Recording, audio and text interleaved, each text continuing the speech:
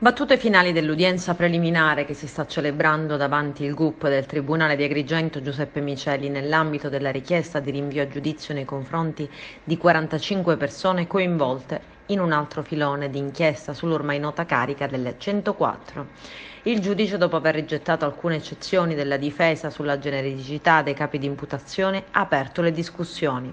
Gli avvocati degli imputati hanno avanzato richiesta di non luogo a procedere. Il GUP ha rinviato l'udienza al prossimo 13 giugno, quando dovrà decidere se accogliere o meno la richiesta di rinvio a giudizio del PM Paola Vetro.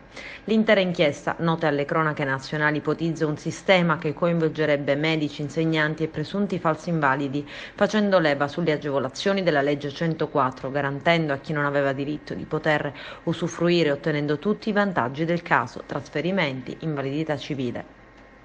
La prima vera inchiesta sul sistema delle 104 risale al settembre 2014. La procura, allora guidata da Renato Di Natale con l'aggiunto Ignazio Fonso e il sostituto procuratore Andrea Maggioni, mise gli occhi su quello che sembrava essere un ben consolidato sistema composto da medici, faccendieri e finti disabili, che faceva leva sulle agevolazioni della legge 104 e garantiva a chi non ne aveva diritto di poter usufruire del beneficio, quindi di tutti i vantaggi.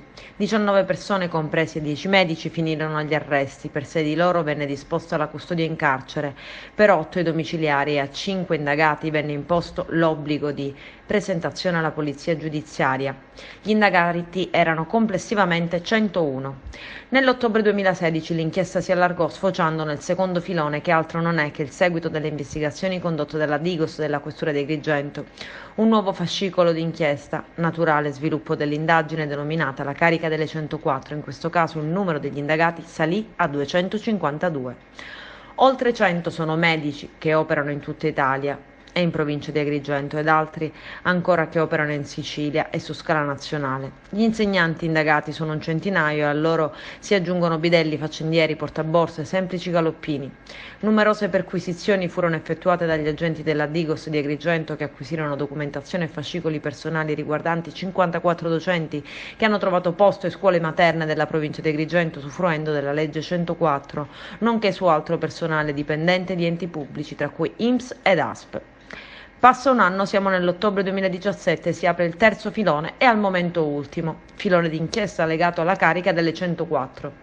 Altri 80 indagati, di cui 31 soltanto insegnanti e parenti. La Digos, agli ordini del vicequestore Patrizia Pagano, effettuò diverse perquisizioni al provveditorato degli studi di Agrigento, sequestrando alcuni certificati medici ritenuti dagli inquirenti creati ad hoc per attestare invalidità, facendo così rientrare dal nord all'agrigentino molti insegnanti.